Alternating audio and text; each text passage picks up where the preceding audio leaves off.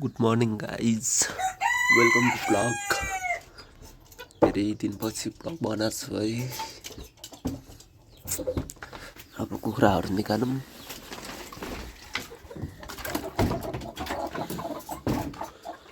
अहिलेको ताजा अवस्था, पानी परेछ। पानी रोकिसकेको छ। हिजो राति चाहिँ पर्यो होला, बालेश्वर हालेको छु। पानी चिज गर्नुपर्छ। भालेको एक्सन हेर्नु न, लुइसे भाले।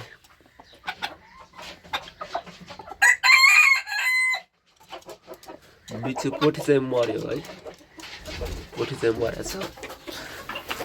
यही हो यति चलाहरू पाँच दुईवटा। यिनीहरू चाहिँ हिजो ओथारो हाल्नुलाई फाइटरको अन्डा ल्याएको थिएँ, त्यसैको क्रेट हो।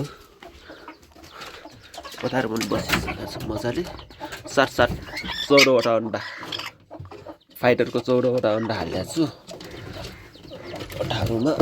यिनीहरूलाई पनि बाहिर निकालौँ। मजाले बसेछ।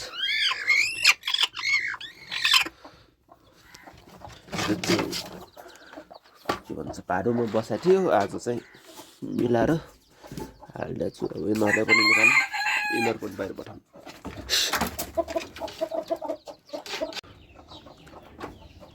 अन्डाबाट निकालेँ है।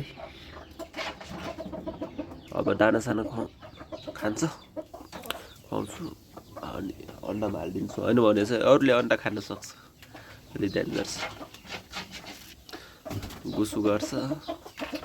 यो सफा गर्नुपर्ने, यस्तै छ। फोर एकदम फोर।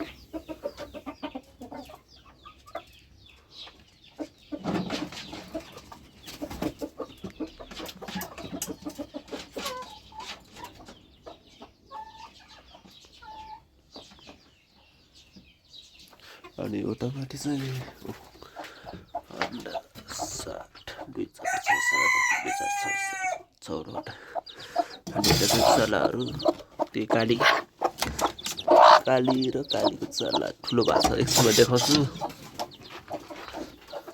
तर पनि म्याउको बच्चाहरू ठुलो भइसकेको छ, आँखा खोलिसकेको छ म्याउको बच्चाहरूले पनि। त्यो पनि एकछिनमा भिडियो खिच्छु। यिनीहरू पनि तल छोड्नुपर्छ। कालीको चल्लाहरू र कालीलाई पनि एकछिन तल छोड्न लानुपर्छ, 1 घन्टा भयो नि।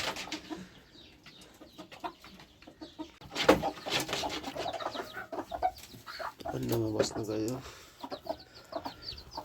यो चाहिँ माथि गाछ। अब अन्डामा कसरी जान्छ हेर्नु लाग्छ।